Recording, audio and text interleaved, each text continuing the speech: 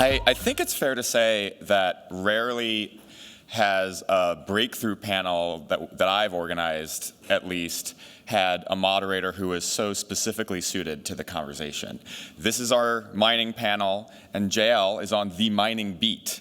Not alone on the mining beat, but I don't think it's a super crowded beat, right? Please join me in welcoming Graceland, JL, Seaver, and Jim to the stage. So hello, my name is JL Holzman. It is true that I am probably the biggest mining nerd in journalism. For gosh knows how long, I've been making a pretty risky bet that the only thing anyone in energy policy would care about are these rocks on the ground that no one seemed to pay attention to until Elon Musk did. We're here today to talk about what I believe is one of the most important issues in energy policy today, one that few in Washington or in industry were intellectually curious about until fairly recently. With me, we have three distinguished voices on these issues. We've got Seaver Wang here with Breakthrough. We've got Graceland Bhaskaran with CSIS. And we've got Jim Wormington here with Human Rights Watch. And it's my hope that after this conversation, you'll feel challenged, invigorated, and hopefully interested in intellectually exploring what is the building block of civilization. Before we get started, I just want to take a minute to tell you a bit about why I really see this as the most important issue. So today, I write an energy and climate newsletter for Axios, the national news hub that likes to tell you the news you don't know smarter and faster. We launched an energy policy premium subscription service to give you information from the inside that you can't get anywhere else. When Mike Allen, the co-founder of Axios, came to me to launch this, I was like, why me? I spent a lot of years covering mining policy. I mean, I was on the Hill, but you could have gotten a Hill reporter to do that. And what he told me was, the first question he asked me when we got coffee before he hired me was, how screwed are we on the batteries? My career has been defined by actually reading analyst reports, reading feasibility studies, getting to know mining executives by their first name. Through my experience, I've learned a couple of pretty important truths that we'll be discussing today. The first one, we need to mine more if we are to adequately address our rate of carbon emissions today. We need to mine a lot more. That's not just according to industry analysts and data from them. That is according to people in the recycling industry, in the reuse space, who say that there just simply isn't enough matter out there to get the job done. Number two, if the US was to decarbonize at the pace we say today, we will be, unfortunately, beholden to two of the world's adversaries for us, Russia and China, through joint ventures, through equity stakes, and relationships that they've developed in the past decade and a half with the largest mining companies in the world. We are not at an advantage in the geopolitical dynamic as it comes to mineral security. And number three, and this is something we'll probably talk about a lot today, the mining business probably still has some cleaning up to do. There are actors that are good. Some of my best friends are in the mining business. Some of my best friends are also in the business of fighting mining projects. What I've learned is that while there is a good mine, getting there is a challenge. And if we are to provide a pathway to a more ethical transition away from fossil fuels, one that does not perpetuate the kinds of colonial ecosystems, the kinds of genuine human rights atrocities that are even occurring in recent memory, then we must pay special attention to it. So, in honor of that, we're going to have a conversation today, a serious one, about what I believe is the most serious under-discussed topic in energy policy today, mining. So with that, we've got a special presentation from each of our panelists, and then we'll have a lovely Q&A. At the end, you can ask us a question. You can ask me what my favorite band is. I'll probably answer it. Or you can ask us about mining, too. That's pretty important. So with that, we've got Seaver first. Seaver, can you take it away? Thank you. Absolutely.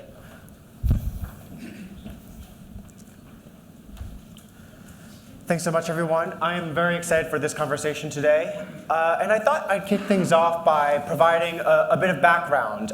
In doing so, I'll resurrect a term that might be familiar to you, particularly energy nerds or folks who attended this conference a couple years ago, the narwhal curve, which first came up in relation to two graphs that Leah Stokes presented, showing the expected growth in the size of the US grid over the next 10 to 15 years.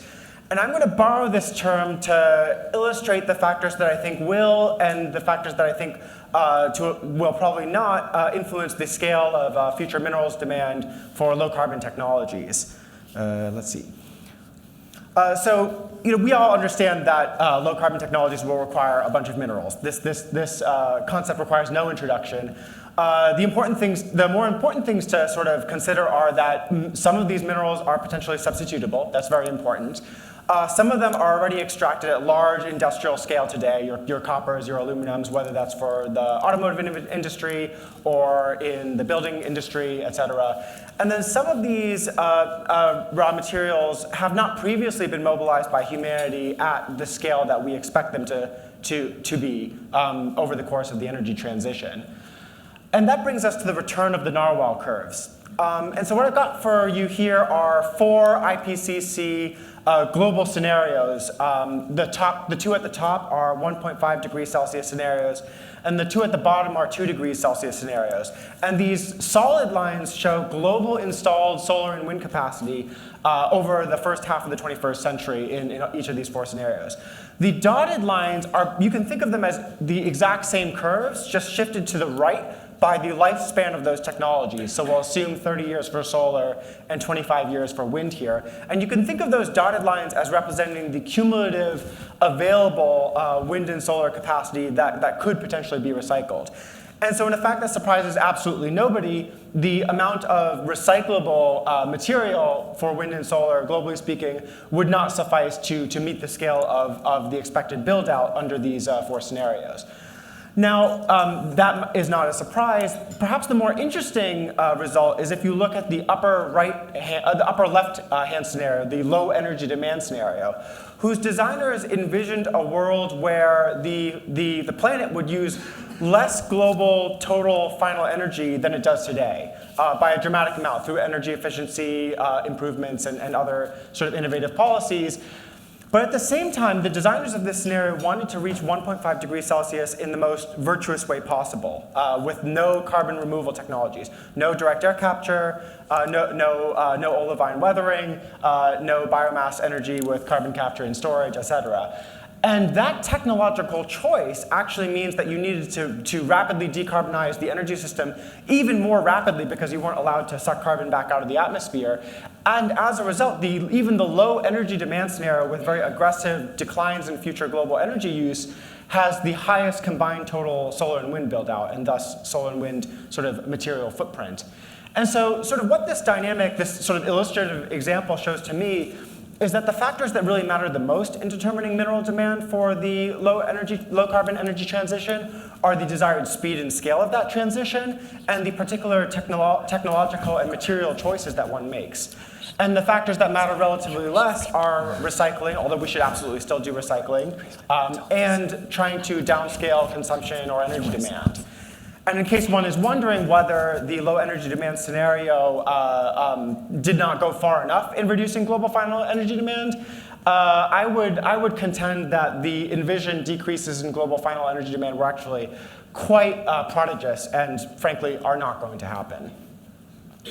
Now, at this point, one might come to terms with mineral requirements for low carbon electricity generation technologies. Maybe we say, okay, we're just going to have to deal with mineral demand for wind turbines and for solar panels. But maybe there's still wiggle room for cars. And certainly, it would be great to be able to get around more cities the way that you can do in Copenhagen or Tokyo without a car. And some researchers have proposed that if you supercharge mass transit in the US and move more Americans from low-density suburbs to medium or higher-density living environments, that you could cut, for example, US vehicle requirements by mid-century to a half in a moderate scenario, or even less than a third in a very ambitious scenario. I think it's worth thinking boldly. At the same time, I might caution that even with very ambitious policies, the payoff might be less than one might hope for, because if you look under the hood of these very ambitious scenarios, they involve very dramatic changes to how Americans live and get around, where in the moderate scenario, you're actually moving around 30% of the US population from low-density suburbs to medium-density or higher living environments. And in the ambitious scenario, the proportion of the US population that you're moving is actually on the order of 50%.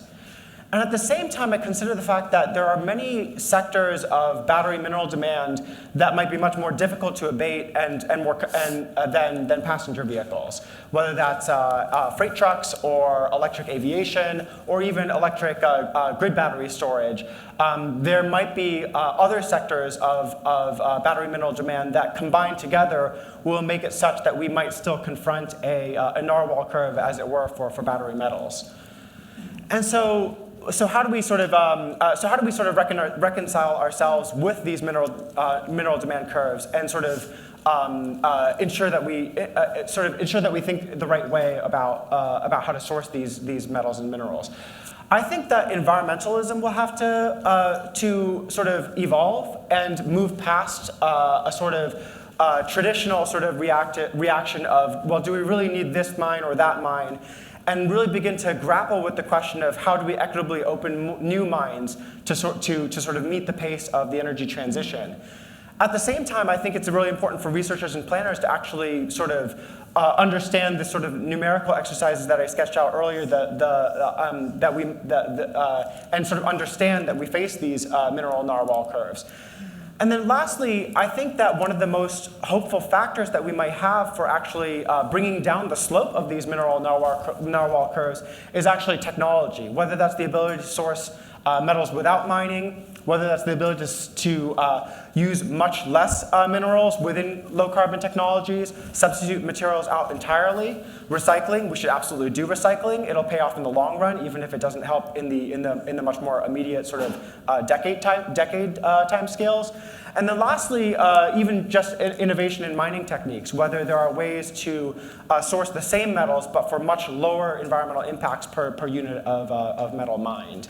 And so with those sort of tentative proposals for the way forward, I'll wrap up there, and I look forward to this discussion once again. Thank you. Thank you, Seaver. Thank you, Seaver, so much. You know, I like to say that even the email to your coworker you really don't want to send, that's thanks to mining. So, you know, everything runs on it. Gracelyn, I'm looking forward to hearing what you have to say. Thank you. Yeah.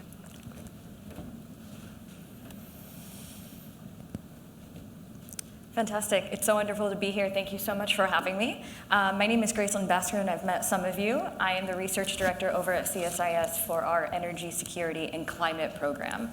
I'm a really big mining nerd. By training, I'm a mining economist, and I've been working on critical minerals for about 10 years now. And an observation is that it was like nice to get to critical minerals a few years before everyone else because it gave you an unintended comparative advantage. And the funny thing about, you know, there's a quote, it says there's no new news, it's only old news happening to new people. And when you look at the evolution of the Bureau of Mines, it's very much that narrative, right? It started in 1910, and it had 3 key objectives: environmental and safety of mining, working on these 100 commodities in the context of the United States, but also countries all over the world, and analyzing the impact of mining laws and regulations to maximize outcomes. But it was abolished in 1996, and we have been Bureau of Mineless ever since. What happened in the years that followed, particularly in about the last 10 years, was just an absolute proliferation of mining efforts. And in a very bipartisan way, I should add. 13817 was Donald Trump executive order was facilitating better management of critical minerals to strengthen economic executive prosperity and energy security. Interagency report that included interior, energy, trade, defense, commerce.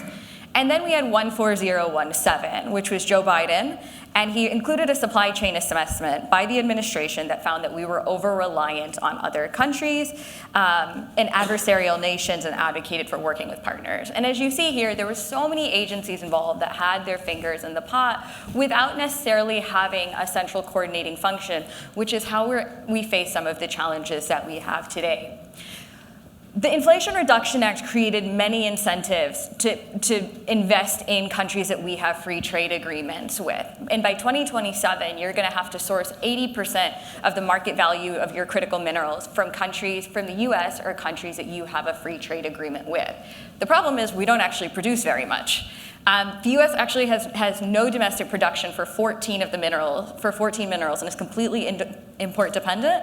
And for another 31, it actually imports over half of its annual consumption. And that's fine because we have really well-endowed allies. We have Australia, we have Canada. But we know from looking at our own critical minerals and our neighbors that that's not necessarily enough. So these are the countries that are actually currently eligible to receive IRA benefits by and large because we have free trade agreements. When you get outside of your Australia and your Canada, we have Peru, Chile have important resources, but it actually leaves out a number of very resource-rich countries that are now forming what we call the mineral superregion. And if you look at a lot of the dialogue happening in Saudi and other places, it's really calling South America and Africa our future mineral superregions. But these are not regions we have historically operated with commercially. These are by and large areas that we have operated with in an aid model. Now, if you look at the left, there are actually graphs made by different institutions. Like, didn't find one that was done by the same. But the left really shows you that if you look at a country like, if you look at the lithium triangle, Chile, Bolivia, Argentina, you have a significant hold on lithium, but they also have copper, dominant hold there. Now, if I move over to Africa, I actually have a really interesting narrative because there's a lot of countries that are very well endowed in the region. Africa has 85% of the world's manganese, 80% of chrome, 80% of platinum, half of the world's cobalt, a fifth of the world's graphite, and a significant amount of copper. So what this means is that for me to actually meet my decarbonization goals without these regions becomes very difficult, but we have not historically engaged with them. I find graphite to be a really funny example. Full disclosure, I turned these slides in before I arrived here. And I've come to realize graphite is a very interesting commodity more and more. Now, if I look, graphite is used in batteries, fuel cells, nuclear reactors, and it's one of the key commodities that we're forecasting a significant demand or a supply shortage of going forward. Now, if you look at the distribution of your graphite reserves, Turkey, China, Brazil basically have about 2/3 of the world's graphite. Then I've got Madagascar, Mozambique, Tanzania. But if you look, like the US is not on that list. And now I take 1.2% of the entire rest of the world's reserves, and the US is a share of that, right? So it's something that we need to lean into international cooperation more. And there's been strides towards commercial diplomacy, and I think we'll end up unpacking a little bit of the complexity, but Tanzania and Mozambique, 5th and 6th biggest, largest reserves, and there have been the US, the Development Finance Corporation recently did a $150 million loan to the Balama graphite mine in Cabo Delgado, Mozambique. And the Tanzanian government really recently announced some pretty considerable sized deals with both the US and Australia to develop rare earths and graphite mines. Now, one of the challenges with Cabo Delgado, which I think we'll get into a little bit, is it's like a highly, there's a lot of conflict in that region. But it also highlights the challenges of doing mining. The feasibility study that was done for this mine was done in 2015. However, a lot of this conflict really escalated in 2017. So when we talk about risks and needing to reduce the cost of capital, part of the challenge stems with the risks that these companies are taking. But again, it goes back to the fact that we don't really have a choice because domestic production isn't viable. We have I liked what someone said recently. It was like the dig baby dig model that some policymakers take. We have it, we should dig it. We should not always dig it just because we have it. If you think about something like manganese, there are slight amounts of manganese in the US, but USGS flagged that like cost of extraction is very high and the quality is really low. So when we talk about the mine debate, it's less binary than we have it or we don't have it, but it's also can I access it easily? Can I do it cost competitively? Is there enough? Can I reach economies of scale? And what are my other challenges? So going forth, I think as we take the discussion on production and where do we produce domestically and where do we collaborate, we need to look at this. This is the DOE's critical mineral matrices on as we move commodities towards the red zone, where are areas that we need to strengthen our cooperation on? We see that graphite is actually in the red zone, both left and right, but how do we strengthen cooperation on the range of commodities that are becoming increasingly critical? And finally, I'll wrap up on this. Like, what does it look like? What does cooperation look like is a really big question. You know, we talk a lot about our Mineral Security Partnership, which is a state-led effort with 14 other countries on how to drive cooperation. But the Mineral Security Partnership, it's a really powerful signal. It's like a group of friends, but they don't do anything, right? So it's more of like, how do we give the Mineral Security Partnership teeth? What does this mean to be our ally in this space?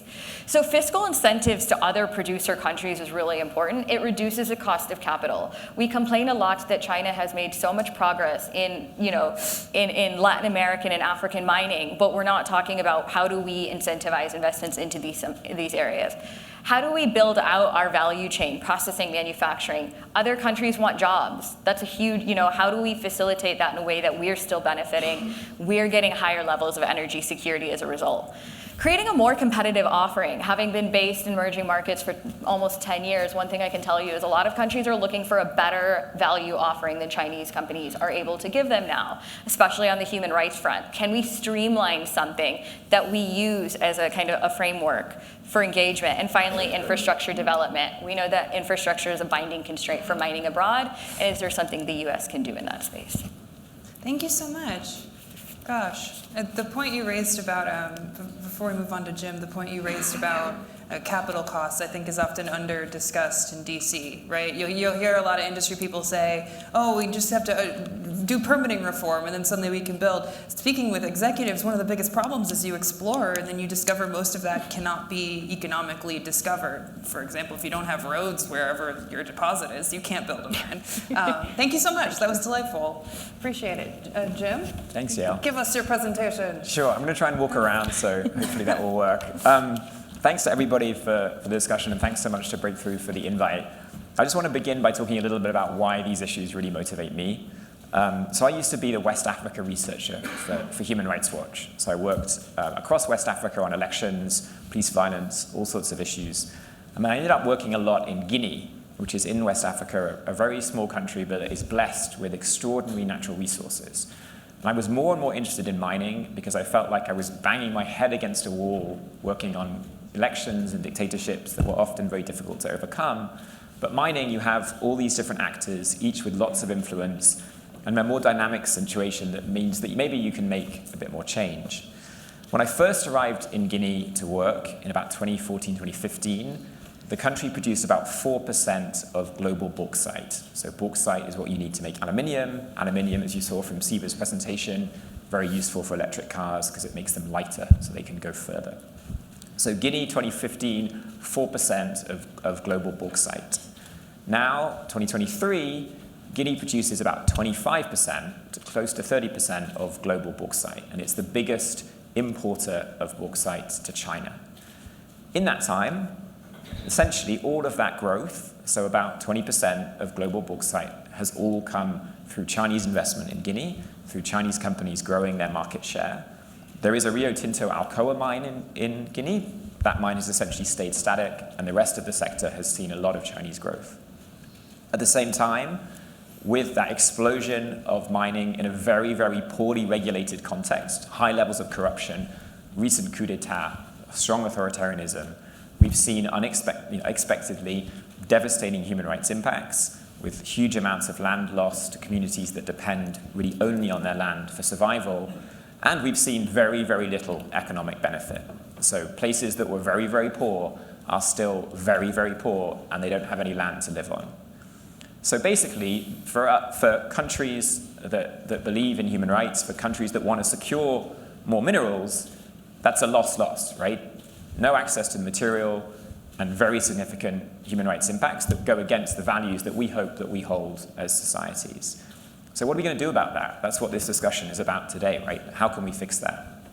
And so far, I would argue that US industrial policy hasn't made a lot of effort to fix that impact side. It hasn't made an effort, as Gracelyn said, to make our value proposition about our values, about human rights, about how we can help countries not only produce more material, but do it in a way that benefits people. And the Inflation Reduction Act is a great example of that. It's a really strong focus on security of supply. Where are we going to get the material from? Let's not get it from China. But very little in the Inflation Reduction Act on how that actual extraction happens. So there's no requirement, for example, in the requirements for the tax breaks that you produce minerals actually responsibly. It just matters where you get it from and that you don't ultimately, in 2025, get it from China. So I think we've got to change that value proposition. And I think there's a few reasons why we have to change that. And then I hope in the discussion we can get into how. The first reason is very easy and probably quite familiar to any of the businesses in this room. That's just who we are. We are not a society that can go out and start a mining operation, either abroad or at home, without a lot of scrutiny. And so if you are a business, you're already thinking a lot about how to mitigate those human rights impacts, how to respond to the press, hopefully how to respond to Human Rights Watch. That's just part of who we are, and that's going to be baked into us. And even if we wanted to massively streamline that, we're not going to be able to, and we shouldn't. So by making that part of our value proposition, we become more competitive. If you look at what the EU, for example, has been doing, the EU is trying to grow its access to raw materials, but it's doing so by conditioning access to the EU market on sustainability, on respect for human rights. And what that means is, if you have a history of companies who have tried to demonstrate respect for the environment or for human rights, they're at a competitive advantage. If you have a set of companies that are regulated by a country that doesn't respect human rights or that has more tolerance for corruption, then those companies are going to be outcompeted by the companies that are respecting human rights and that do want to make a change in the countries and the communities they're working in. So first thing, let's think about how we can make our value proposition linked to the market access that we're giving. And there's an interesting example of that's been the case for actually decades in the US around forced labor.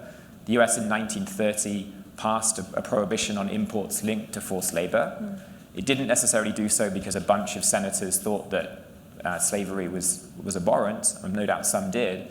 It did so because the US didn't want to be outcompeted by countries that were reliant on free slave labor. And so the US banned imports linked to forced labor. We've seen an example of that recently around the Uyghur Forced Labor Prevention Act, which is an act that prohibits any imports coming from China that are coming from Xinjiang. But we haven't used market access as a tool to condition, for example, access to minerals into our market. And can we not think more about how to say, look, if you want to come to the US and be part of this green revolution, then you have to show to our market that you've produced and sourced your minerals responsibly. The other thing I just want to say before I finish and we get into the discussion then of, okay, how do you produce and source minerals responsibly, is just to say that there is also this unacknowledged tension, I think, that Grayson touched on really well, that at the moment our theory is let's source from our allies. Let's source domestically and let's source from our allies. And that's probably an overly negative view of globalization, is my guess. That's not a Human Rights Watch position, but it's quite likely that we're going to continue to source from countries that don't have a free trade agreement with the US, or that have, in fact, a very adversarial relationship with the US. And if we're going to start to grasp that nettle of how do we engage in countries that perhaps aren't as easily our allies, then I think we have to come to that conversation too with a recognition that we're going to have to negotiate around some of these difficult questions of human rights. When we go to Indonesia, say, look, we would like to have access to your nickel because you're going to remain the major nickel player over the next 20, 30 years, we have to come to that conversation saying a condition of your access to the US market, a condition of that bilateral negotiation is our values. So I really hope that in the next part of this conversation, we can think about, as Siva said, how you reconcile this fact that we do need these materials with the reality that we have to reconcile human rights to the environment and demand, and do so in a way that makes it also possible from a business perspective. So thanks, and looking forward to the discussion. Thank you so much, Jim. Thank you.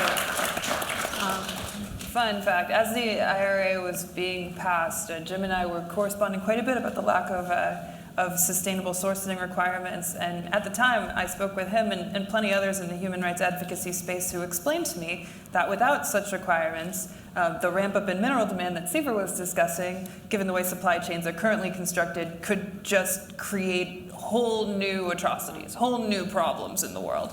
And at the same time, the nod that you made to anti-globalization, that will also increase mineral demand because folks who are already producing, we won't be getting from them anymore, which makes the China conversation a little complicated. First questions for you, Siva. Something in your presentation really interested me. What is equitable yes? Like, if you're trying to develop a project, not just here, because we're speaking about international development in emerging markets, what is equitable yes? Like, what is your ideal vision of that? Yeah, ideal is, ideally, I think, to me, that is fair sharing of the economic benefits from a project and also fairly addressing the environmental and social costs of that project. And I think particularly in the international context, this is quite challenging because oftentimes, just sort of in a market sense, one is often looking for the lowest possible cost way to produce a commodity, and there are differences in wage structures, worker benefits, et cetera, which make it such that that it's really hard to do this in practice. And at the same time, that might very well be an ideal that's very difficult to reach in practice. You wouldn't expect that because different countries that are at different points along the development pathway have different priorities, and as a result are going to structure their regulatory programs, their labor protections differently. And so whether a totally globally sort of flat regulatory landscape where everyone has a sort of global minimum wage and benefits and sort of the Mine Health and Safety Administration is sort of has the same standards for a mine in the DRC as they do for a mine in the U.S. That's probably not realistic, and so we have to grapple with that, with those tensions. The patchworks of a global free market. Gracelyn, that equitable yes conversation, is that how projects are being developed in these emerging markets right now? No. How are they being developed? Well, the thing is, there's not a streamlined set of standards of what we need to comply with, and it's a frustration on every end, right? Nobody wants to end up in a human rights or an ESG bind that goes public, the cave accidentally gets blown up, right, and it's high visibility, and your C-suite now has to resign. So what we need to make an equitable May I really quick, that was actually a reference to a recent event. So for those who aren't familiar, a couple of years ago, one of the world's largest mining companies, partially owned by the Chinese, but we don't talk about that much, accidentally, although documents say otherwise, blew up 50,000-year-old caves in Western Australia for expensive iron ore, and their CEO had to resign. That was in 2020 in the heat of the world kind of enwrapped in racial justice conversations too. So I just wanted to... Well, no, it's really fascinating because it's actually all kind of come out quite clearly is that the local chiefs had made quite a few efforts to get through to mine site management, and there was no participatory process that was in place, so it never made it to where it needed to go, not for a lack of effort. But nobody wants to be in that situation anymore. So what we need to do when we think of, my Bureau of Mines, let's bring it back idea, is saying they should hold the pen on a streamlined set of standards that as the private sector I feel comfortable with, but it's government-led, our agencies buy into it, and then if you want a DFC loan, there's like one set of known standards. I think in a way that's what the MSP really could lend value to, is if you want that equitable yes, we need to hold the pen on what an equitable yes looks like, taking into account the risks that are inherent in emerging markets. So like you said, it can't be the same thing you'd use in Alabama. What is, just so people understand, what is the MSP? The Mineral Security Partnership is a group of the US and 13 other countries who have agreed, they entered a partnership to essentially build mineral security. Cooperation, share tools, share resources. There's no financing, there's no investment to it, but it's almost all developed countries. So it's most of your Western countries, along with India is the one developing country, as well as two highly developed East Asian countries. But the idea is to foster collaboration. A sore point, though, for example, is that it has left out the majority of producing countries in the emerging market world. Like a buyer's club, Yeah. essentially. How do you see it working right now? Is it working right now? The MSP is a nice place to talk. But everything starts with talking is the inverse side of that. Look, it's a forum for conversation, and hopefully it's now going to be, Jose Fernandez, Undersecretary at State. He went to the African Mining Indaba last year, and he said the MSP really prioritizes human rights. Mm-hmm. And really, this is a place for the U.S. to make a difference with commercial diplomacy, is to say, how can we get the human rights component right that enables commercial diplomacy to actually thrive for security? So I think it has a lot of possibilities, but it's still young. Yeah, Jim, I have a question as we're on this topic. You were addressing this in your presentation, but I think I'm going to ask it more pointed. Is the U.S. doing anything substantive today to address or improve the human rights conditions on the ground at mining projects overseas? Thanks, Sarah. Yeah, I think it gets to this question of what is the equitable yes. And to me, whenever I think about the communities that I've worked in, I think about basically power.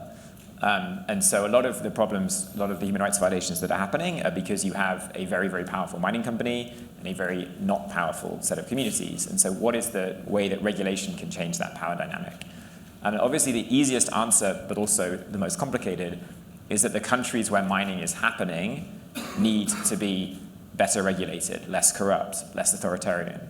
So obviously, U.S. foreign policy priorities, including to secure raw materials, should pursue those objectives in countries like the DRC or in Zambia or wherever we're pursuing foreign policy objectives. Obviously, that's extremely, extremely difficult. So if it's going to continue to be a context in which there's very low regulation of the countries where mining is happening, then we start to ask, well, okay, what can we control that will result in better outcomes for communities? And what we can control, but what is very difficult in the US, is to better regulate US mining companies and US companies abroad. I've seen in many examples over the last 2 years in the EU that German car makers, French car makers, who are seeing government regulation of their supply chains completely change the way they think about their sourcing. Just to give one example, Mercedes came to Guinea, where I've been working with us in June. They came onto the ground, they walked around a set of mines, and then they wrote to that mining company and said, "Dear mining company, why are you managing water so poorly? Sort it out." And the mining company started to sort it out. And the reason that Mercedes did that is because there is a German supply chain law that requires German companies to source responsibly, and if they don't, they're subject to regulatory fines. So you're directly seeing that link between government regulation of supply chain, company action, better outcomes. In the US, there's no, as we talked about with the IRA, there isn't a conversation around how to integrate those values into that security of supply. And I think that's really, really short-sighted. And we're actually seeing, for example, with the car companies in the US that we engage with, there are car companies that are doing the right thing. Mostly it's driven by their own desire and by their own desire to please their consumers. But in examples where we've seen strong regulation in the US, like on Xinjiang, like on conflict minerals, where there is a disclosure law that dates from the Obama era, there is strong US transparency and responsible sourcing to some extent at least. So government regulation here, I think, is really key to get to what you described, yeah. Back to you, Gracelyn. And actually, this is for whoever wants to take this first.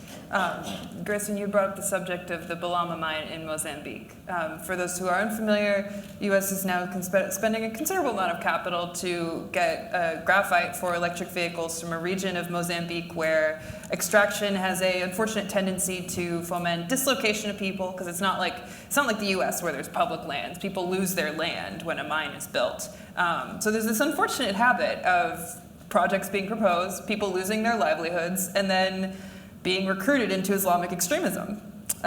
due to their lack of means. And now there's continued fighting brought on by folks who our government has linked to ISIL. A situation like that, I have to ask, how does this issue of ethics in mining present a challenge for renewable energy or green energy itself? Like, is there a brand risk here in this issue not being addressed and folks being able to point a finger and say, that's not clean energy? I'll jump in and give an example of this, which JLI is very familiar with, which is just a few days ago, I think the House Ways and Means Committee asked Ford to basically show a bunch of documents on a recent deal that they signed to share intellectual property with CATL to manufacture lithium iron phosphate batteries in the U.S. And among the bullet list of sort of points that these members of Congress sort of leveled at Ford in critiquing the deal, like China is going to steal the jobs and control America's battery industry. Among the more irrational points was also a bullet point sort of calling out CATL's links to lithium processing in Xinjiang. So these absolutely play into sort of the reputational image of low carbon technologies, and are also already being used in political attacks against low carbon tech. So I think it's interesting. I think it's energy security, but I think national security plays into this as well, right? Because a lot of these same minerals are used for the national security that isn't as partisan, right? Nobody argues whether we need what we need for our defense system. So it's interesting is this energy national security, even though they're the same set of minerals, end up bringing very divergent sets of debates. What I would say is you can't live with it and you can't live without it, right? In a way, and that's like kind of the hard spot that we're in, and it really highlights the urgency of why we need to move on a set of standards, being a streamlined, do we listen to ICMM, right? Do we listen to the UN? Do we listen to an agency set of standards? Is because we continue to undermine the credibility of supply chains on either front for as long as we do this, right? We don't want to have solar panels because they have human rights, but when we have an energy shortage, we're going to turn around and blame it. So I always say mining is one of the most complex sectors in the world in that regard, is that it is extractive. You are taking something out of the ground for someone else's gain. There are always winners and there will always be losers. But the fastest way you can start to bridge that gap is the only way to manage that risk. Jim, do you have anything to add on that? Yeah, I mean, just to say, I think a couple of thoughts. I mean, I think certainly in lots of contexts, I think that this question of human rights and the environment is essentially a precursor to mining continuing at all. I mean, so certainly in contexts where there's genuine resistance to mining, for example, in Chile, in the US, unless you get those aspects right, then your social license to operate just may not continue. You may not be able to continue to actually open mines. I think that that's something that isn't always the case, because it does depend, in a very strongly authoritarian state, you can obviously do it. But in other contexts, you absolutely can't. And I think we want to be countries that show values where we're saying, look, we're going to do this, we're going to do it right, we're going to benefit everybody, and that's going to result in a truly long-term supply relationship. I think the other thing that I think is really interesting in all of this, which is a much more ill-formed thought, is that the energy transition is also just rewiring energy, and energy is essentially the biggest driver of politics globally. It obviously always has been. And so to the extent to which we're creating these strong relationships with countries that then have a lot of resources that we depend on, we are rewiring the entire geopolitical system. And so this isn't really about mining. This is really about power. And I think again, to me, that's not about can I get it from this country. It's about what is the implication of me getting it from this country, and what is the implication of how I get it from that country over the longer term. So I think slightly more ill-formed, but I think that this question again of it's not clean energy to reduce the emissions. It is clean energy to reduce the emissions, but it's also clean energy to change the way the world is wired and the way power is dispersed. And to build on the point Jim's making, it's also not not just mining that has supply chain sourcing problematic issues. A lot of mining a lot of miners or mining companies have this sort of pithy slogan that if you can't grow it or catch it, it has to be mined.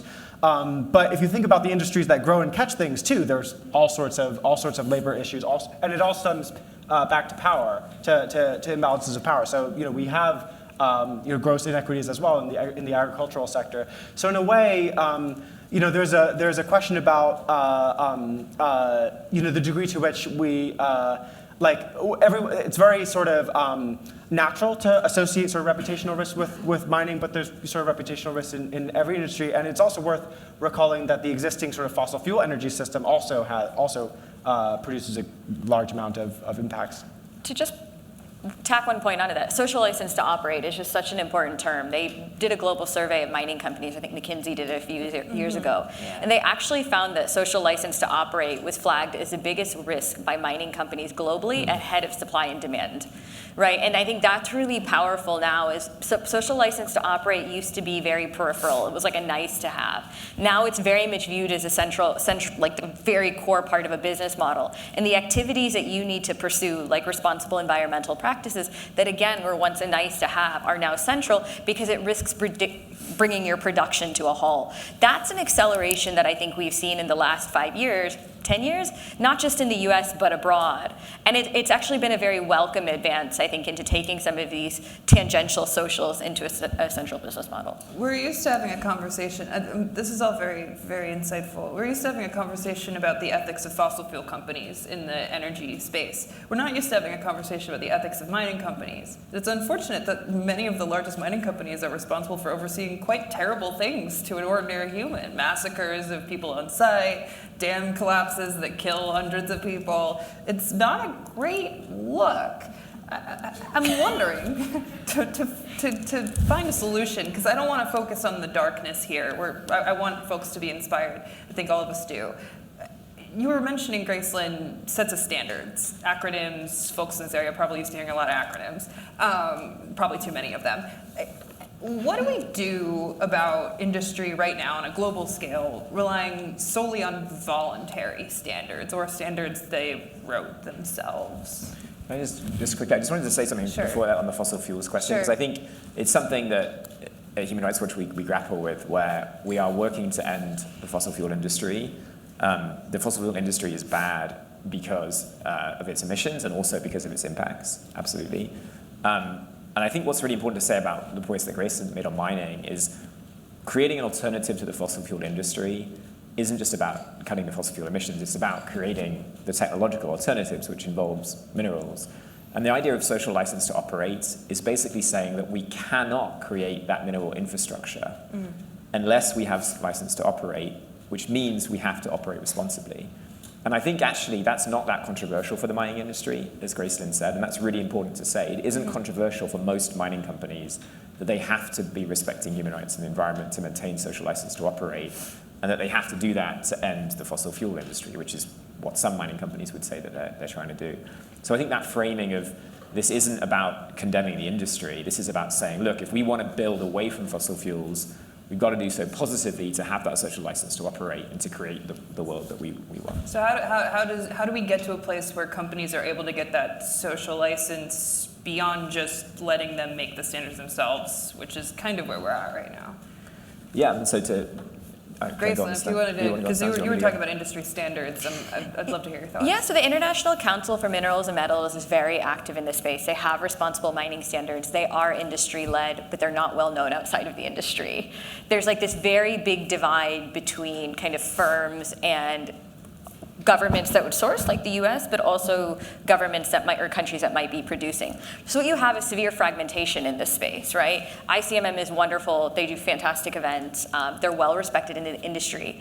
But the question is, how do we start to bridge that space? You know, you asked an interesting question, is it like voluntary compliance? You know, an interesting question, I think, we were hosting a roundtable at CSIS, and a big industry player said, but like, what happens if we comply? Which is like a very interesting question. Do you get preferential financing? Do you get, is there government incentives you are able to tap into, similar to the way we apply tax credits to other dimensions? Is there a way that, like kind of you were saying, that was missing in the IRA, but is there a way to bring it in that also actually incentivizes investments in places that there's a little bit of hesitancy to go to right now? So I think it's finding a way from a government point of view to integrate this into some of our existing legislation, incentives, but I think, again, it's also bridging that government to private sector debate, because they very much are working, and many companies have independent sets of standards, right? So, yeah. Yeah, sorry, Jim, you were pointing. Yeah, no, I think it's a great question. I mean, so what we've seen within the mining industry realizes that it has to show to its regulators and to its investors and to its downstream, so to Tesla or to Ford, that it's now responsible. It knows it's part of this green transition, and so the mining industry is saying, we're responsible. And one of the key ways, perhaps the critical way that the industry is trying to do that right now, is through what we could call certifications. So you guys have probably bought a chocolate bar that's for fair trade, or you've bought a paper sheet that has a fair trade forest stewardship logo on. And basically what the mining industry wants, it wants to move towards something where a block of metal or a car has on it that it's been responsibly mined. It's got that certification. And that's really attractive to governments and regulators and to investors and car companies, because it means that they can go to the Mozambique graphite mine or the Ghanaian bauxite mine and say, hey, do you have that certification? And then they can tick off, yep, responsible mine. The reality is, as you probably have a sense of from these other industries, is that concept of certification is a very kind of one-stop box tick approach to understanding how impactful a mine actually is. And unless you're really, really careful about how that's happening, it can be really dangerous and can be greenwashing. And so there's a really strong debate happening now within both the governments that regulate the mining industry and mining companies, first as to what should the role of certification be. And our view is it's one piece of data, but it's no more than one piece of data. So what is the role of certification? And then if you're going to have certification, what kind of certification do you have? What are the schemes that award mining companies that logo, and how credible are they? And the industry obviously wants to control that. The industry wants to say, we're the mining companies, we know mining, we'll tell you what a responsible mine is. And what workers and communities and NGOs and investors and car companies are saying is, no, industry, you don't get to decide what constitutes responsible. We all get to decide, and you're just one of the stakeholders. And there's a lot of kind of nerdy discussion of that now, and if anyone has questions on that, I think we'd be happy to go into it. But essentially, that's what it comes down to. Does industry control its standard setting, or does a broader set of communities and people? And then, to Grayson's point on regulation, what do governments do about that certification? Because governments really want to say, I just want a certification, and I'm going to go out and give money to that mine. And really, they should be doing a lot more than that to see whether the mine is responsible or not. It's incredibly tricky, right? Because the best example that industry had of certification in mining was the Kimberley process. That was the gold standard. And right now, Russia is stonewalling that. So diamonds that potentially fuel the war in Ukraine are showing up in your jewelry stores nowadays, and you have no idea of knowing it. So the geopolitics there, too, of setting up a certification scheme, given China and Russia's dominance in that space, maybe it does make sense for the U.S. and its allies to at least set up its own set of standards. Gracelyn, one quick question about the African continent.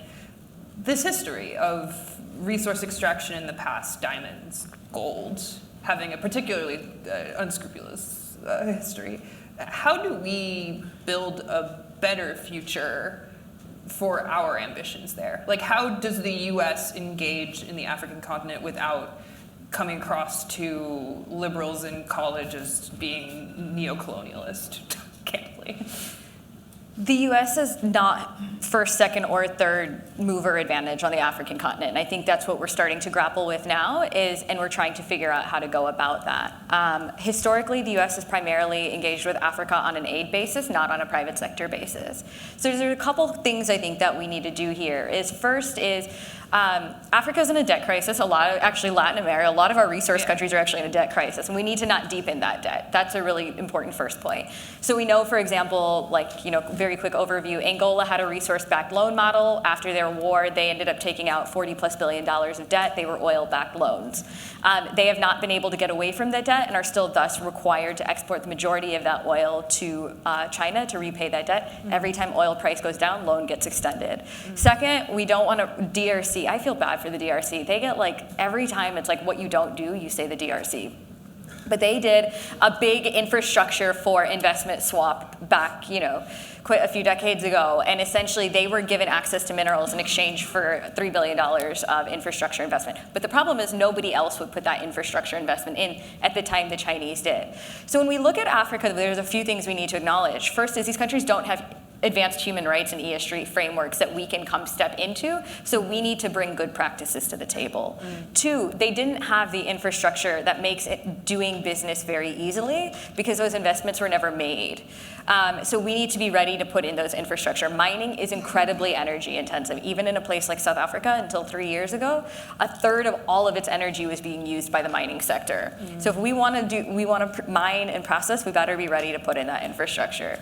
And three, we need to engage as equals. I hate resource colonialism. How do you counter resource colonials? You become resource partners, right? How do you change the rhetoric to be I'm coming in, I'm mining, and I'm taking, versus let's come to the table? And I think at the UN General Assembly this week, or a couple weeks ago, there was a lot of progress. African leaders, the US was meeting with a lot of African leaders to talk about mining. The Tanzanian ambassador came to Carnegie last week and was talking about how the US was wanted to build energy nodes in Africa. How do we can't build a processing facility in every country. How do we identify priority areas? These are strategic advances. They're a bit late, but there's bits of progress that we can hold on to. So I have one last question for everyone here, and then we can move on to a lovely Q&A where you can ask your questions of us, make us feel on the spot. 5 years from now, when we're looking back on this weird day, this weird morning on a panel where we talked about mining, what do you hope the global minerals landscape and the U.S.'s role in it? What do you hope it looks like, each of you? I can go quickly. I think to me, there's the U.S. approach of sort of incentivizing market action.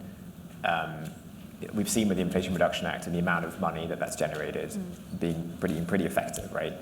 And I hope that by creating essentially a market for responsibly produced metal, responsibly produced meaning mined effectively and not processed using fossil fuels, that the US market will respond to that by going out and building a bunch of carbon neutral, fairly responsible mines. And I think that's doable if the US requires that from a market access perspective. Requirement. Yeah. Graceland? I want to see the clean energy transition be more mutually beneficial. I think there's so much room in the US economically, environmentally, but I also want to see that be beneficial. I want to see countries that have historically been on the periphery become a central part of the clean energy transition because they have the resources to do it. I really want supply chains to be rewired to be more inclusive and in a way that's done responsibly. But I believe that the just energy transition can bring the whole world together economically if we allow it to. Seaver? Yeah, I think I think it'll be in the next 5 years. It would actually be very necessary for us to think carefully about our priorities in sort of deploying clean technology, because with aggressive sort of climate targets or whatever, you have the option to just go fast and cheap, but that does not guarantee the just. And there are real tensions there. If you're setting, very ambitious 2035, clean transportation targets, and I think, I think it's we're going to have to sort of navigate those sort of intra-environmental tensions of balancing sort of those deployment goals with responsible supply chain sourcing. And I think it goes to, I think there's a lot of sort of uncomfortable tensions that'll be very key to grapple with. So for example, we've been talking about sort of standards, and Jael, you mentioned this in relation to the Kimberley process and the awkwardness around Russia. But with China being sort of the nerve center of the global minerals and metals industry, not just having a lot of sort of industrial capacity within China, but also having very large, with Chinese companies having very large stakes in global mining majors, et cetera, that goes back to the question of who is writing those standards. And so if you have the question of, well, how do you craft a sort of rigorous standard that's sort of not just perpetuating the status quo, I think that actually does have to grapple with the questions of, are global mineral supply chains prepared to distance themselves from that Chinese industry? So I think there are a lot of really tough questions, and I think that moving in the right direction over the next 5 years will actually really require tackling those tough questions openly and head on. My only hope is that 5 years from now, a lot more people are interested in talking about mining. And with that, more people talking about mining. I believe now it's time for our question-answer period. Feel free to just say who you are if you'd like or not, and shoot, fire away. Sure, thank you. Good morning, and appreciate the informative panel. I'm interested in learning more about the implications of countries nationalizing their mineral reserves with regards to many of the topics we discussed today and sustainable development there, advancement of human rights, and the U.S. strategy with regards to energy and national security. Would anyone like to take that? You can take it. Maybe let's take a couple questions. Oh yeah, a couple. Yeah. So we got nationalization. I'll write that down. Thanks so much. I have two questions. One is, even if we want to do the right thing, do we have enough negotiating leverage to get these countries to act in our behalf when they know how desperate we are for the minerals? And then my second question is, it feels like in our circles there's been more and more emphasis on we're getting abundant clean energy and less emphasis on the importance of energy efficiency. And I wonder if these important shortages of materials should make us re-elevate energy efficiency to reduce our demand and for this stuff.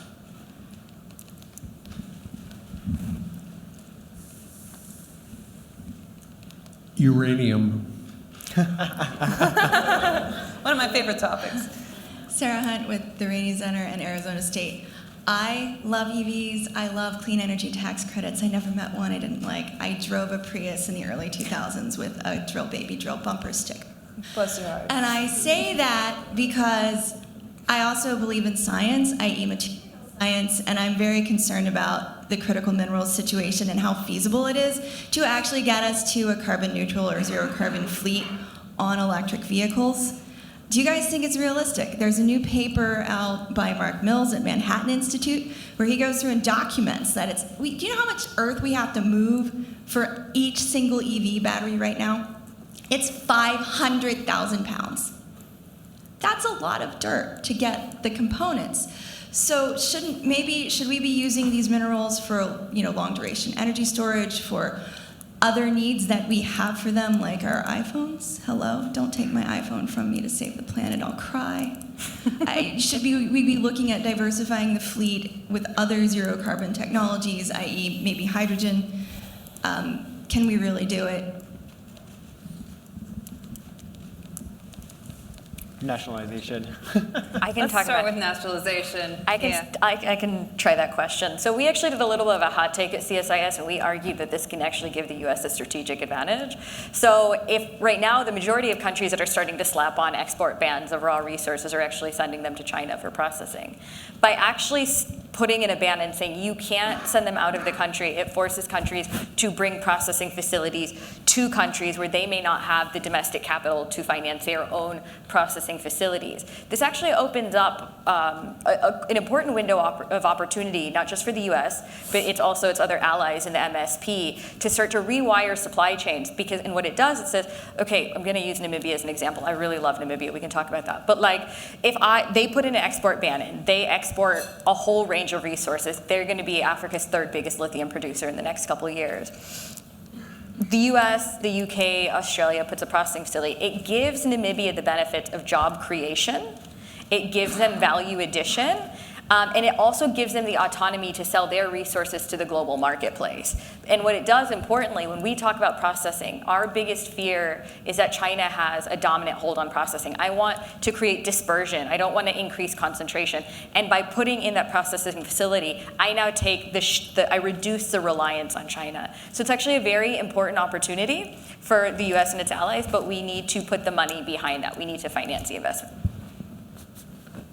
Yeah, on nationalization, so sort of similarly on the sort of industry responsibility side, there's a double-edged component, and which is often the case when we talk about sort of state-owned enterprises, where on the one hand, it makes it possible to internalize those externalities for the sake of the public good, because that company can the state-owned enterprise can extract a socially beneficial resource in the way that benefits that society in theory. But then of course you have the risk of regulatory capture. To Matt Wall's bringing up the question of uranium, and then I forget who raised the question of sort of abundant clean energy and sort of energy efficiency. Judy. That's actually perfect. Yeah, I would bring up two things. One is that uranium might actually be, this is another hot take from me, a minerals saving route in the clean energy transition, where providing the same amount of generation from nuclear versus the requisite package of transmission, solar, wind, and storage technologies that you would need, you might actually save a fair amount of mining with an increased sort of prioritization of nuclear deployment. And then similarly, I think actually there's a bit of a decoupling potential between abundant clean energy and energy efficiency, which is material efficiency. So one example, for example, is if we finally figure out how to deposit pure polysilicon gas directly into a solar wafer, that solar wafer could become a lot thinner, and we'd go from our current 2.7 grams of silicon consumption per watt to potentially an order of magnitude lower than that. And so those sorts of dramatic inflection points in material efficiency, I think are first off very worth pursuing, and could really flip this calculus away from this dichotomy of having to pick between sort of abundant energy and sort of material footprint. Yeah, I mean, just on the question of nationalism, and it's a slightly different concept, but in some senses, nationalism is wanting to take more control of the industry to get more value within the country that the production is happening. And I think that the response to that is often going to be which powers, which countries are most effective in offering that value to that country that shows that they can really show value. So Indonesia is a great example of that. Indonesia has by far the greatest of the world's nickel supplies. Indonesia banned the export of raw nickel a few years ago in order to try to maintain more value inside the country. But what hasn't happened is a bunch of US companies have gone in. What's happened is a bunch of Chinese companies have gone in and started to create more nickel processing inside of Indonesia, battery production inside of Indonesia. And so as a result of that, you're going to have a lot more Indonesian capacity to process nickel and batteries, but also a lot more integration with the Chinese supply chain. Where was the US, where was the EU, and offering a more values-based approach to that? And that's where I think we have to be thinking about here, what is the overall package that we're offering? Because what Indonesia is banking on right now is that it can continue to produce nickel to make into batteries with Chinese partners that will then be exported either to China or directly into the US market. And I think what we want to be saying to Indonesia is our values are strong production, strong economic value for you, but we also have some other values that we think are important to respect and that are necessary to access our market. so that you create that market pull for what we're offering. And that gets back to this question of leverage. And the leverage question is super difficult in the sense that, on the one hand, we have a huge amount of leverage. We're still the world's biggest market. I should say the US and the EU are still the world's biggest markets. At the same time, we don't have a lot of control of the supply chain. And this is where I think there's going to be some messy, Siva touched on this, there's going to be some messy negotiations. But we want to come to those negotiations saying, this is who we are, this is what the values are, and then let's talk about how to make that work. If I may, because the only question we haven't answered, and it's the hardest one, are we actually going to mine our way out of climate change? And with the leverage question, and I know we're running short on time, let's make this, I guess, the final one. All of this difficulty, this complexity over not only getting the stuff out of the ground, but managing the relationships to make it happen in a way without perpetuating past injustices. I'm already in a run-on sentence. Is all of this business that we've been talking about today, if to put a polemic question out there, going to stand in the way of us solving climate change? Yeah, on the point, so I can highlight one tension on this, which is on the point of leverage, or what the U.S. and partners have to offer, which highlights this, is that like mineral processing is very energy intensive. And so that highlights another tension where if you wanted to set up mineral processing in Indonesia or in sub-Saharan Africa, what's the energy source going to be? And if the governmental and sort of non-governmental sort of sphere remains insistent that package can only be clean energy, then is that really a competitive offer relative to sort of a Chinese firm or development bank sort of coming in with an alternative infrastructure package? Ultimately, the carbon cost of decarbonizing is worthwhile in the long run, but you will have to navigate these trade-offs. But the relationship building, if you could speak to that, Gracelyn or Jim, the relationship building, the work doing that, is that going to slow us down on the pace of decarbonization? It's the only way to do it. I mean, if you want to move, you have to move together, right? The biggest risk I think we face with climate change globally is that it's not inclusive and it's not just, right? Everybody who's wealthy can get the Tesla, but the whole point is we don't want to leave everybody behind. So progress might be a little bit slower when we become inclusive. We respect people's rights, where resources are, where we try to do things and make processing more environmentally friendly when we take all these factors, but it makes sure that the transition is inclusive, just, and importantly, that we don't leave an entire part of the world behind. So I want to make sure Jim can. I just think the question that was raised around how possible is this is really important, because all the things that whoever asked that question said about the need for circularity, the need to think about alternative models of transport, alternative models of powering vehicles. I mean, all of that obviously has to happen at the same time. And I think this panel is not about not recycling, not having circularity, not having hopefully reduced consumption. All of those things need to happen, and we still need to mine more. And so I think that the demand, the amount of material that we're able to get out of the ground, I think will also drive how much those other alternatives are emphasized. Because if we can't get the material out, we're going to have to look elsewhere. But it is a little frustrating in the US context, especially, where it's much harder to have that conversation around, say, circularity or reduced consumption than it is, say, in the EU, where there's much more recognition that this really requires a kind of whole of society solution, not just more EVs. Solving the question you had asked, Sarah, is probably the most inscrutable one that each of us deal with. And so I think solving for X here is really difficult, and that's why you should look into mining, pay more attention to mining, read more about mining, and be intellectually curious on the subject. We need more folks researching it. Anyway, I believe we're short on time, so I'm going to wrap things up. Thank you so much. It was a pleasure having you here this morning. Thank you. Thank you. Seaver, Gracelyn, Jim, thank you. My name's JL, all right, for Axios. Hit me up, read my newsletter. Love to get you in there. Thanks, everybody.